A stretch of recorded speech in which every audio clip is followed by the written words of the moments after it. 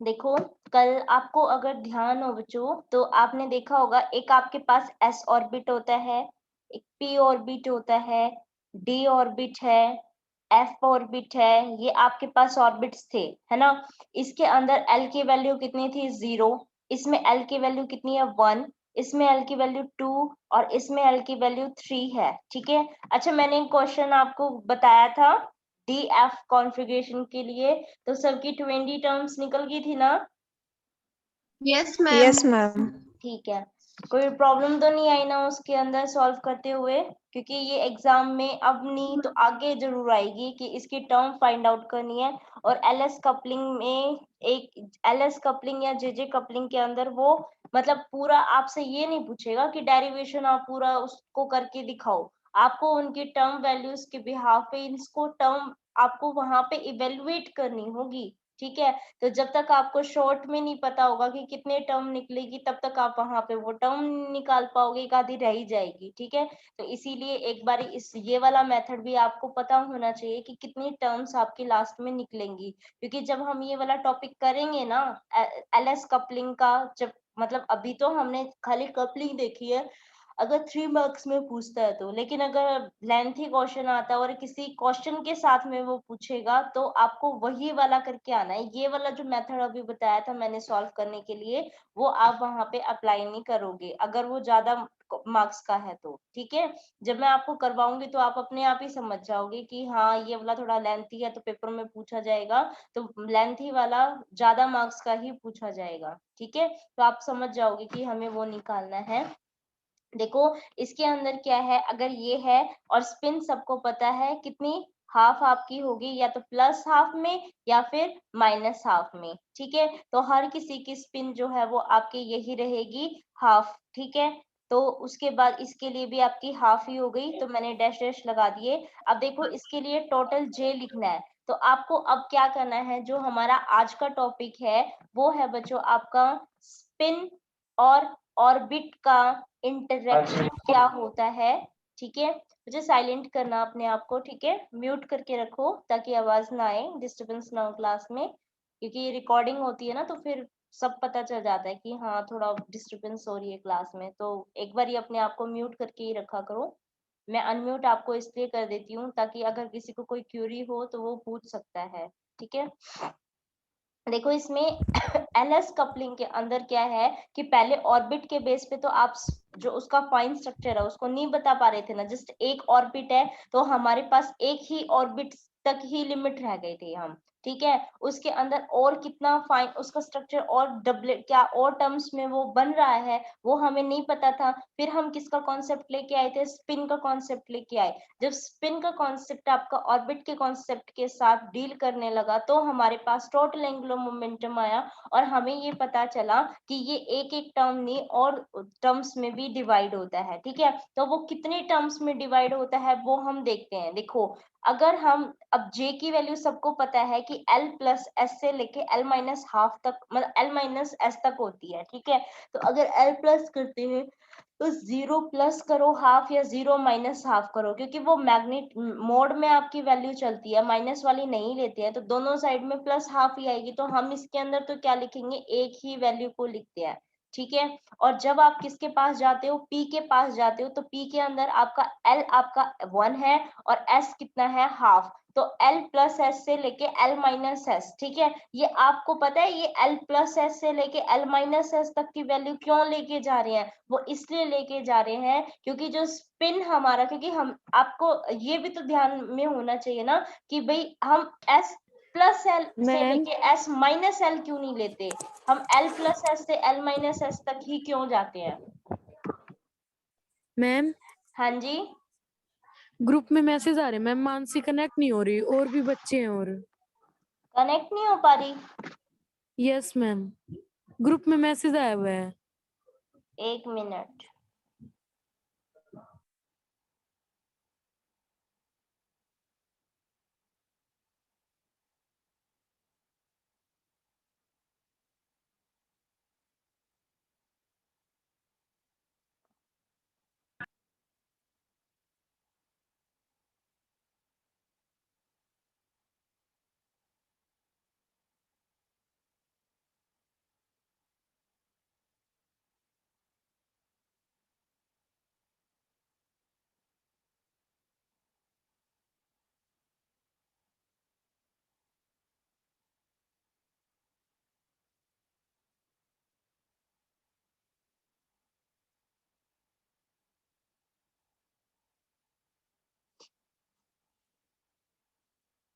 यही रीजन है कि मैं आपको पहले ही दिन ये चीज प्रोवाइड करवा देती हूँ, क्योंकि फिर ये डिस्टरबेंस ना थोड़ा मतलब खुद को भी ये रहता है कि हाँ बच्चे का रह गया है ना। अब आपको सबको वो मटेरियल ऑलरेडी पहले दिन अवेलेबल हो जाता है, थोड़ी तसल्ली रहती है कि हाँ आप समझ सकते हो वहां से, है ना।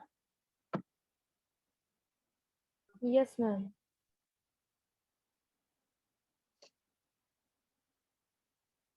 नहीं तो यही रहता है। और एक ये भी है कि अब ये तो शुक्र घर पे वाईफाई लगा हुआ है, अगर वाईफाई नहीं होता, सिंपल जो फोन का नेटवर्क है, अगर उसी से मैं आपकी क्लास ले रही होती तो पता नहीं आप तक इस तरीके से आवाज पहुंचती भी नहीं पहुंचती, क्योंकि उससे वाईफाई से अलग चीज हो जाती है। और ये जो मोबाइल का नेटवर्क आता है तो बहुत स्लो आता है।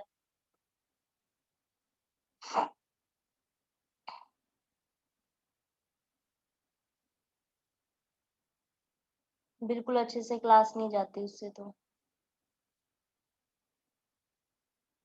हुए क्या कनेक्ट? हो गई मैम, मानसी कनेक्ट। मानसी हो गई कनेक्ट? हाँ जी Lalita, ma'am. Mansi, yes ma'am, होगी मैम। ठीक है, करें स्टार्ट? Yes ma'am. ठीक है।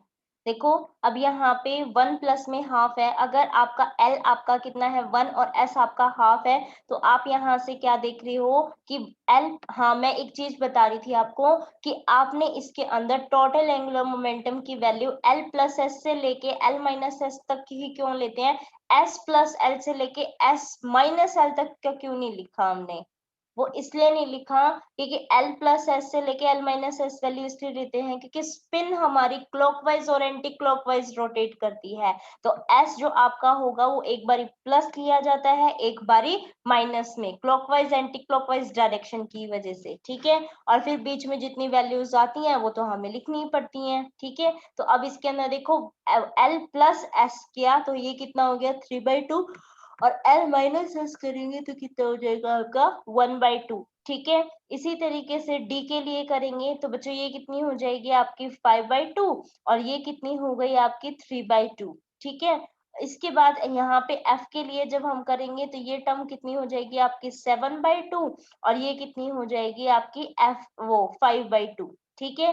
तो इतना सबको पता है ना। अब ये चीज देखो कि इन सबके उसमें तो क्या आ रहा है, F 2 पार्ट में डिवाइड हो रहा है, डी 2 पार्ट में डिवाइड हो रहा है, पी 2 पार्ट में डिवाइड हो रहा है, और एस आपका कैसा रहता है बच्चों, एक ही वैल्यू आ रही है। इसका मतलब आप क्या कहोगे कि अगर आपसे कभी भी पूछा जाए कि डबलेट टर्म किसकी वजह से अराइज हुई, तो आप ये कहोगे डबलेट टर्म तब अराइज हुई जब हमने स्पिनिंग का केस लिया था, है ना। अगर स्पिनिंग का केस नहीं लेते, ये हाफ का क्लॉक और एंटी क्लॉकवाइज में कंसीडर नहीं करती, तो क्या आपके पास ये डबलेट टर्म्स आती? नहीं आती, है ना। और इसके अंदर एक और चीज देखो कि जो आपका एस ऑर्बिट है वो हमेशा कैसा रहेगा, आपका सिंगलेट ही रहेगा। क्यों? क्योंकि इसके अंदर एल की वैल्यू कितनी होती है आपकी 0, तो ओनली एक ही और वैल्यू जो जे की रहती है वो आपकी मोड में रहती है। तो इसके अंदर सिर्फ किसके लिए होगा आपका, एक ही आपका जो क्लॉकवाइज या एंटी क्लॉकवाइज जोन सा भी होगा, एक स्पिन कंसीडर की जाएगी क्योंकि वैल्यू सेम आ जाती है। प्लस हाफ लोगे या माइनस हाफ लोगे मैग्नीट्यूड में, क्योंकि वो वैल्यू ली जाती है तो दोनों हाफ हाफ ही हो गए, तो वो एक ही कंसीडर की जाएगी आपकी हाफ। तो इसीलिए हमेशा ध्यान में रखना, अगर आपको ऑर्बिट्स दिए जा रहे हैं कई उसमें और आपसे ये कहे कि सिंगलेट ऑर्बिट कौन सा है, तो आप क्या बताओगे कि एस ऑर्बिट क्या होता है, हमारा सिंगलेट रहता है, ठीक है। और जो ऑर्बिट है वो आपके डबलेट हो सकते हैं, ठीक है।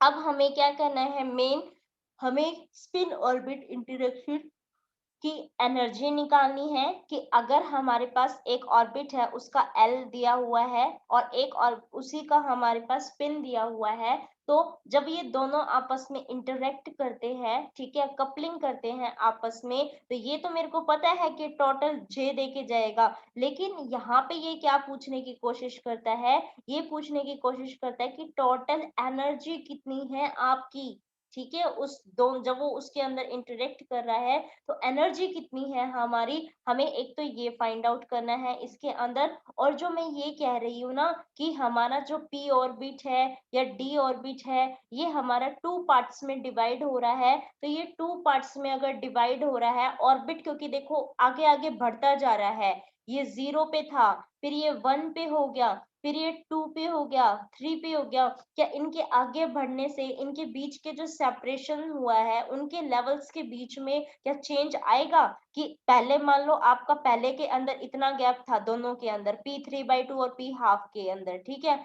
फिर उसके बाद दूसरे वाला मेरा इतना गैप आ गया, तीसरे वाले के अंदर सपोज इतना गैप आ रहा है, तो ये मैं क्या दिखा रही हूँ कि गैप कम होता जा रहा है। तो क्या कम होता जाएगा आगे आगे जैसे ऑर्बिट के अंदर बढ़ते जाएंगे, या गैप हमारा ज्यादा होता जाएगा? क्या होगा? वो टर्म सेपरेशन आपको पढ़ना पड़ेगा इसके अंदर कि doublet term separation in terms के अंदर जैसे जैसे आप ऑर्बिट की वैल्यू बढ़ाओगे तो आपका वो बढ़ेगा या कम होगा। ठीक है, तो इस चीज के बारे में हमें आज क्या करना है, डिस्कस करना है। क्लियर है ना आपको कि आज हम क्या पढ़ने वाले हैं? हम स्पिन ऑर्बिट इंटरेक्शन पढ़ने वाले हैं और डबलेट टर्म सेपरेशन पढ़ने वाले हैं। ठीक है, जितना होगा उसको कवर करने की कोशिश करती हूँ, उसके बाद फिर रिमेनिंग पार्ट कल करेंगे। ठीक है, देखो स्पिन ऑर्बिट इंटरेक्शन के अंदर आप ध्यान से देखो, एक तो आपने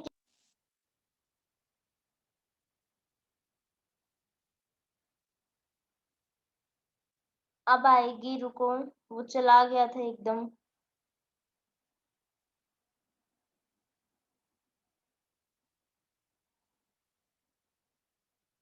अब आ रही है ना सबको? Yes ma'am. Yes ma'am. ठीक है, वो लैपटॉप में ही थोड़ी सी प्रॉब्लम है, वैसे तो नेटवर्क नहीं जाता, ये थोड़ा सा ना एकदम से वो हो जाता है, डिस्कनेक्ट हो जाता है नेट, इसमें पता नहीं क्या प्रॉब्लम हो रही है, कई बार ही हो जाता है। देखो अब इसके अंदर सबको आ रही है ना आवाज? तो बच्चे कंटिन्यू करूँ ना मैं? Yes ma'am. ठीक है, देखो अब हमने अजम्पशन उसमें क्या ली थी, क्योंकि अब देखो आपने स्पिन और ऑर्बिट की इंटरेक्शन देखनी है, तो स्पिन और ऑर्बिट की इंटरेक्शन देखनी है तो सबसे पहले हमने ये देखा कि इलेक्ट्रॉन किसी भी ऑर्बिट के अंदर मूव करेगा तो वो हमारा उसका जो एंगुलर मोमेंटम है वो क्वांटाइज्ड होना चाहिए। ठीक है, क्वांटाइज्ड के फॉर्म में हमने किसके, यानी कि एंगुलर मोमेंटम को हम मेन, मतलब जो हमारा लीनियर वो था एंगुलर मोमेंटम एल है, उसको हमने मेन माना। ठीक है, तो हमें ये पता है कि हम अब अगर एंगुलर मोमेंटम ऑर्बिट का लेना है तो ये एल तो आपको कंसीडर करना ही पड़ेगा, और इस एल को आपने किसकी ऑर्बिट की फॉर्म में बता रखा है ना, under the root of L into L plus में 1 को किससे डिनोट करते हैं? एल स्टार से। ठीक है, और इसके साथ में क्या लिख सकते हैं? एच कट हम लिख सकते हैं। ठीक है, लेकिन आपको क्या ये पता है कि एंगुलर मोमेंटम को आप mvr की फॉर्म में भी लिख सकते हो? क्या आपको पता है एंगुलर मोमेंटम को, एल को आप mvr भी लिख सकते हो? अगर एल को mvr की फॉर्म में लिख सकते हैं तो यानी कि एक बारी इसको mvr सपोज मैंने इस तरीके से लिख दिया, ठीक है, लेकिन अब मैं किसकी फॉर्म में कह रही हूँ बेटा? वेक्टर की फॉर्म में अगर इसको डिनोट करना चाह रही हूँ तो वेक्टर की, एक मिनट, ये v है, ठीक है, MVR, तो वेक्टर की फॉर्म में यहाँ पे क्या आएगा? आपका क्रॉस प्रोडक्ट होएगा, क्योंकि इन दोनों के बीच का जो रेडियल कंपोनेंट आपका ये वाला रेडियल वेक्टर और ये जो वेलोसिटी है इसके बीच में एक एंगल होता है साइन थीटा का, अगर हम उसको 90 मान लेते हैं तो सीधा MVR लिखा जाता है। अगर 90 नहीं है इन केस हमारे उसके अंदर, तो हमें उसको बताना पड़ेगा कि जो आपका पार्टिकल है वो अगर रोटेट कर रहा है इसके अंदर तो उसकी रोटेशन की, ये जो आपकी कोई भी परपेंडिकुलर डिस्टेंस आपने कोई भी लिया हुआ है वहां से इसका डिस्टेंस जो है वो कितना है, आर जो है वो पूरा परपेंडिकुलर है, ये कैसा है? अगर परपेंडिकुलर की फॉर्म में होगी तो साइन थीटा 90 हो गया, और साइन 90 कितना हो गया आपका? 1 हो जाएगा। ठीक है, तो आप सीधा MVR लिख सकते हो। लेकिन अगर नहीं हुआ इन केस आपका ये वाला, तो इसका मतलब कोई ना कोई उसकी वैल्यू आएगी कुछ और, तो हम यहाँ पे क्या लेके चलते हैं? यही आर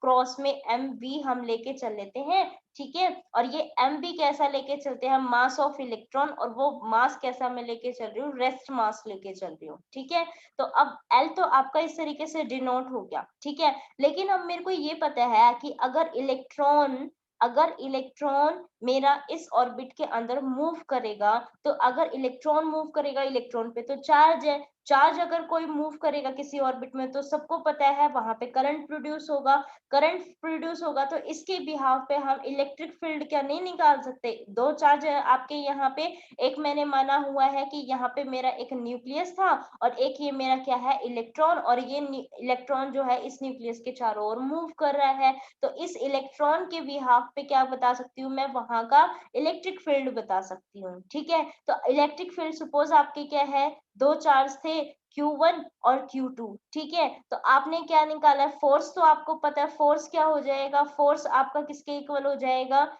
K, या फिर आप कह सकते हो K को क्या लिखते हैं 1 में 4πε0। ठीक है, तो हम K को क्या लिख सकते हैं बेटा 1 में 4πε0 इनटू में दोनों चार्जेस के बीच का डिस्टेंस का स्क्वायर यानी कि r का स्क्वायर लिख देते थे। लेकिन अगर मैं यहाँ पे वेक्टर फॉर्म में बताना चाह रही हूँ और यहाँ पे इस डिस्टेंस के जो रेडियल वेक्टर होगा उसकी डायरेक्शन है, तो ये हमारा किसके उसमें हो जाएगा, क्यूब हो जाएगा। ठीक है, सभी को पता है ना, इस तरीके से हम फोर्स को डिफाइन करते हैं। ठीक है, तो अगर फोर्स इतना है तो मैं ये कह रही हूँ कि अब आपको जो आपका क्यू, सपोज जो ये चार्ज E का था ये आपका Q1 चार्ज का था, तो Q1 के बेस पे अगर इसको बता रहे हैं तो Q1 तो यहाँ से कैंसिल हो जाएगा। ठीक है, और ये क्या आ गया आपका, जिसके बिहाफ पे पोटेंशियल आप बता रहे हो वो क्या हो जाएगा आपका, ये F/Q आपका इलेक्ट्रिक फील्ड हो जाएगा उस पॉइंट के ऊपर, किसकी वजह से, Q1।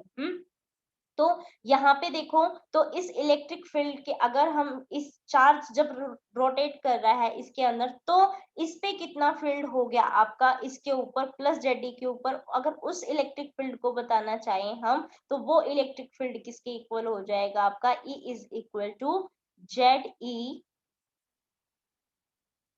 अपॉन में वेक्टर की फॉर्म में बता देंगे तो ये आपका वेक्टर आएगा यहाँ पे। ठीक है, डायरेक्शन मतलब वेक्टर क्या होता है, जिसकी मैग्नीट्यूड भी हो और डायरेक्शन भी हो। ठीक है, अपॉन में कितना हो जाएगा यहाँ पे 4πε0 और यहाँ कितना हो जाएगा r का क्यूब।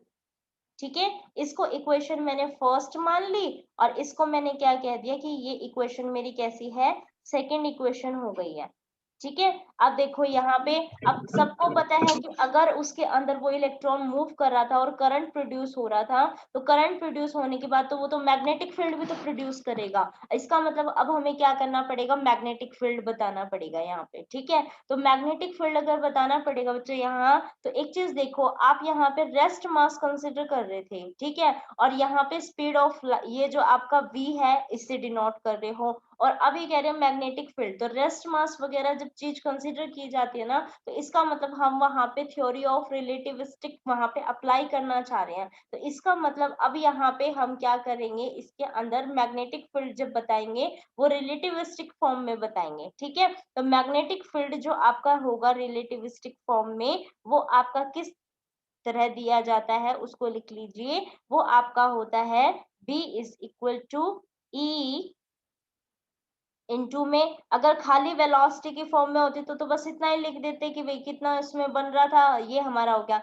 लेकिन रिलेटिविस्टिक फॉर्म में यहाँ पे क्या आ जाएगा, c² भी आ जाएगा। ठीक है, अब एक चीज ध्यान दो, आपके पास v है यहाँ, ठीक है, और E के अंदर यहाँ r भी है, तो E की वैल्यू अगर मैं यहाँ पे पुट कर दूं, ठीक है, ये वेक्टर फॉर्म में है, ये भी वेक्टर फॉर्म में है, और ये वेलोसिटी भी वेक्टर फॉर्म में ही है। ठीक है, तो यहाँ पे ये कितना हो जाएगा, E की वैल्यू तो ZE अपॉन में यहाँ पे कितना हो गया आपका 4πε0 और c² तो है ही एक, ठीक है, और r का क्यूब हो गया।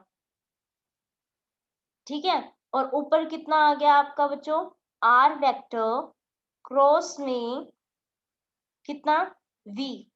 ठीक है, v वेक्टर इतना तो आ गया। लेकिन अब एक चीज देखो, क्या हम यहाँ पे इस फॉर्म को क्या ऑर्बिट जो अपना एंगुलर मोमेंटम है क्या उसकी फॉर्म में नहीं बता सकते, किसकी कमी है, सिर्फ एक मास की तो कमी है। ये देखो R क्रॉस में V तो है, लेकिन एक मास की तो कमी थी वहां पे। तो हम इसके अंदर क्या कर सकते हैं, क्योंकि मैग्नेटिक फील्ड के देखो जो स्पिन ऑर्बिट इंटरेक्शन है ना, वो ये कहता है कि इलेक्ट्रॉन जिस ऑर्बिट के अंदर मूव करता है, वहां पे जो आपका मैग्नेटिक फील्ड प्रोड्यूस होता है, उस मैग्नेटिक फील्ड के साथ जब आपका स्पिन एंगुलर मोमेंटम इंटरेक्ट करने लग जाता है, तो उस इंटरेक्शन को हम क्या बोलते हैं, स्पिन ऑर्बिट इंटरेक्शन बोलते हैं। इसीलिए मैं क्या लेके गई, मैंने ऑर्बिट लिया, ऑर्बिटल का जो इलेक्ट्रिक फील्ड के बाद मैग्नेटिक फील्ड आया आपका, मैंने वो मैग्नेटिक फील्ड निकाला। ठीक है, इस मैग्नेटिक फील्ड के बाद मैं किसके साथ डील करूंगी, मेरे स्पिन के साथ डील करूंगी, क्योंकि अब मेरा स्पिन मैग्नेटिक मोमेंट को मैं इस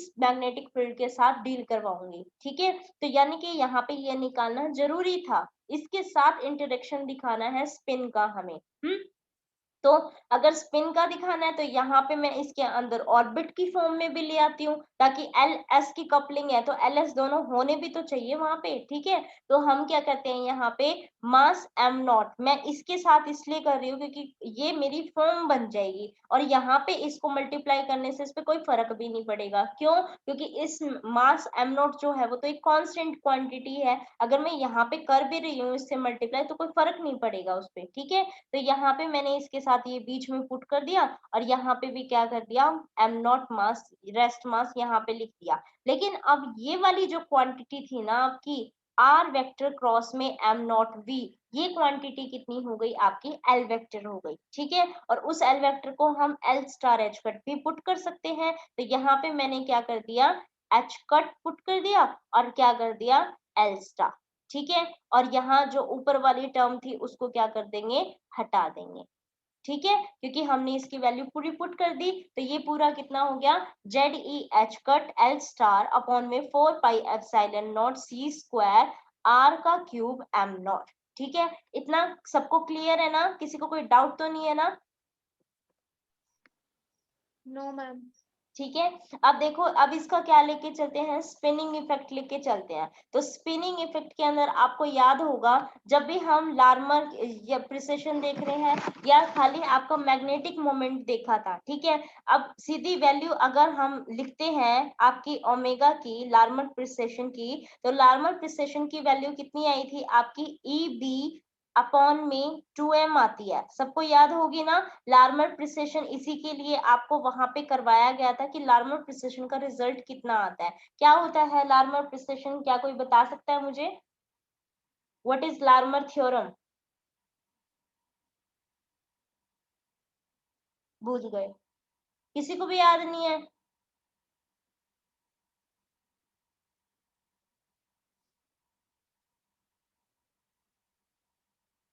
जब एटम को मैम इलेक्ट्रिक फील्ड में मैग्नेटिक फील्ड में रखते हैं ना, तो हाँ इलेक्ट्रॉन रोटेट करना स्टार्ट कर देता है।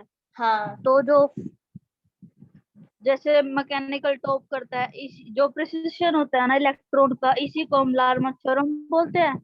और जो फ्रीक्वेंसी होती है इस रोटेशन की, उसको लार्मर फ्रीक्वेंसी बोलते हैं। हाँ, ठीक है, और जो मैग्नेटिक फील्ड और फ्रीक्वेंसी के बीच का जो रिलेशन हमारा देता है उसको लार्मर थ्योरम बोलते हैं। ठीक है, इन सारे टर्म्स को ध्यान रखो भाई, ऐसे नहीं। ठीक है,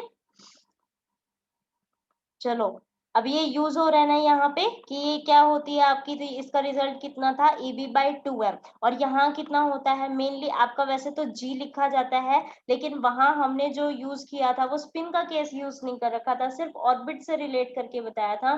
तो ऑर्बिट से रिलेटेड तो यहाँ पे तो 1 ही आएगा, लेकिन अब मैं स्पिन यूज कर रही हूँ, तो स्पिन के लिए G की वैल्यू कितनी हो गई, 2, और ये तो क्या हो गया, इससे कैंसिल आउट हो गया। ठीक है, तो यानी कि W की वैल्यू कितनी आ गई, EB/m। लेकिन हमने तो Larmor precision, Larmor theorem, Larmor precision निकाल रखा है, वहां पे तो ये EB/2m होता है ना। तो ये कहता है कि अब देखो कौन आया, अब यहाँ तक ये जो सारा काम था इन्होंने ये कहा, थॉमस ने, थॉमस कौन थे भाई, क्या डिस्कवरी की थी थॉमस ने?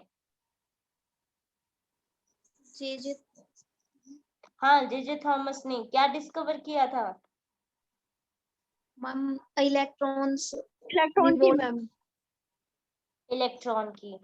और एटम की किसने की थी? Ma'am John Dalton.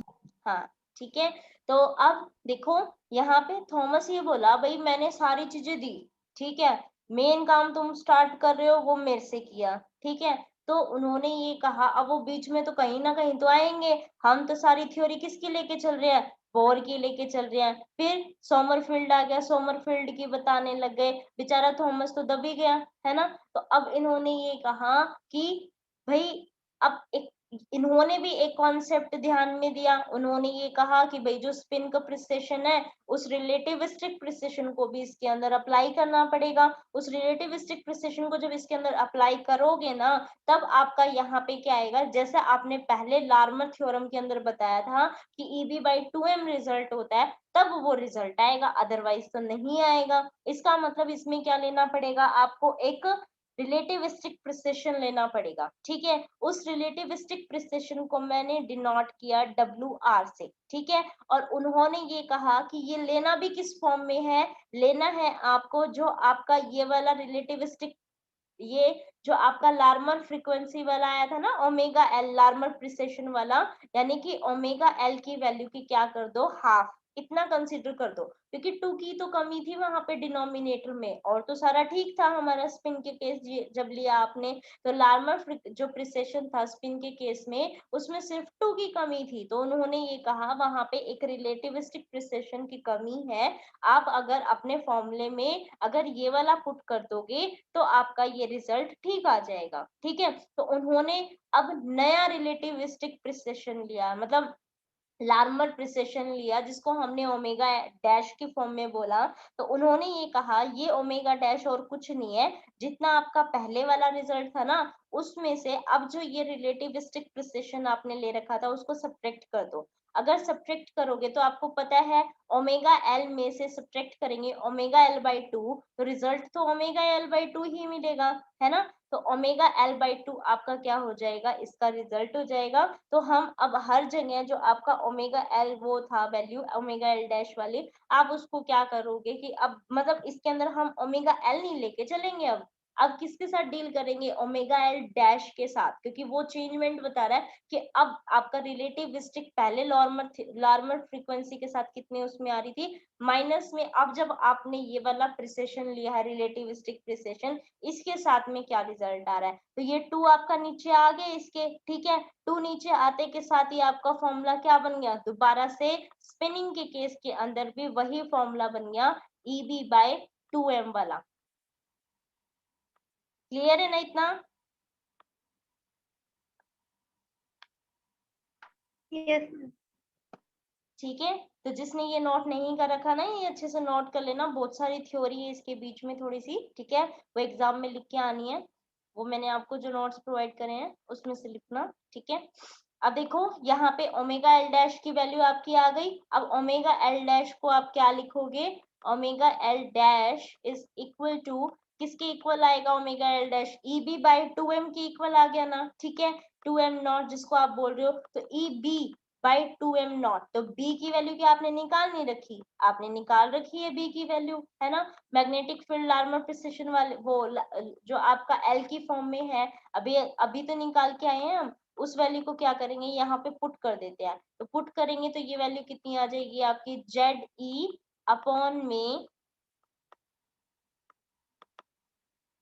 4 pi epsilon not m not C का स्क्वायर, ठीक है। और यहाँ पे क्या था आपका 1/में R का क्यूब, और यहाँ एक और टर्म थी ना आपकी L स्टार H कट, ठीक है। तो ये पूरी टर्म हमारी यहाँ पे बन जाती है। अब देखो अब क्या करना है आपको, अब एनर्जी बतानी है, कौन सी, स्पिन ऑर्बिट इंटरेक्शन की एनर्जी बतानी है। तो स्पिन ऑर्बिट इंटरेक्शन की एनर्जी के अंदर हमेशा ध्यान रखना कि ये स्पिन ऑर्बिट इंटरेक्शन एनर्जी आपकी क्या होगी, कि जो आपने प्रोजेक्शन लिया है स्पिन का, ठीक है, उसका आपको किसके साथ इंटरेक्शन दिखाना है, जो ये आपने ऑर्बिट के केस के साथ में पूरी की पूरी और स्पिन के साथ में पूरी की पूरी आपने क्या निकाल रखा है, लार्मर प्रिसिशन निकाल रखा है। जब इन दोनों का प्रोडक्ट करते हैं वो आपका रिजल्ट क्या देके जाएगा, डेल ई देके जाएगा, यानी कि इंटरेक्शन एनर्जी स्पिन ऑर्बिट की देके जाएगी। तो स्पिन ऑर्बिट इंटरेक्शन क्या होगी कि जो एंगुलर वेलोसिटी है आपकी, ठीक है, प्रिसेशन के लिए जो आपने एंगुलर वेलोसिटी निकाली है इसका और स्पिन एंगुलर मोमेंटम का प्रोजेक्शन का प्रोडक्ट, ठीक है, इसका मतलब ओमेगा एल डैश, इसका प्रोडक्ट किसके साथ, स्पिन के प्रोजेक्शन के साथ। तो स्पिन का प्रोजेक्शन आपने वहां पे देखा था, स्पिन का प्रोजेक्शन किससे देते हैं बच्चों, S is equal to under the root of या फिर S स्टार H कट, इससे देते हैं ना हम स्पिन का प्रोजेक्शन। यही बताया था ना हमने कि प्रोजेक्शन आपका जब करवा रहे थे तो इसकी फॉर्म में, एस की फॉर्म में दे रहे हैं।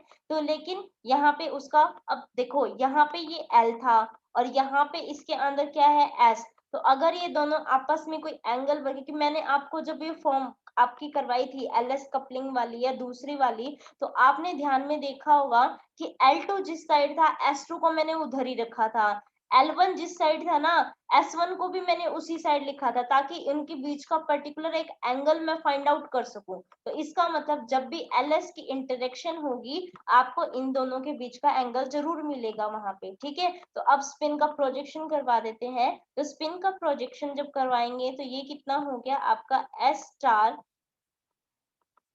H कट और S और L के बीच का एंगल, तो वो कितना हो जाएगा आपका cos of L star into S star. L और S स्टार के बीच में जो भी एंगल होगा वो एंगल का cos की टर्म में, ठीक है। तो इतना आपका क्या करो, बस इतना एक बार कर लीजिए क्योंकि टाइम अप होने वाला, आगे नहीं हो पाएगा, आगे क्लास में कल करेंगे। यहाँ तक अगर किसी को कोई प्रॉब्लम है तो आप बता दीजिए।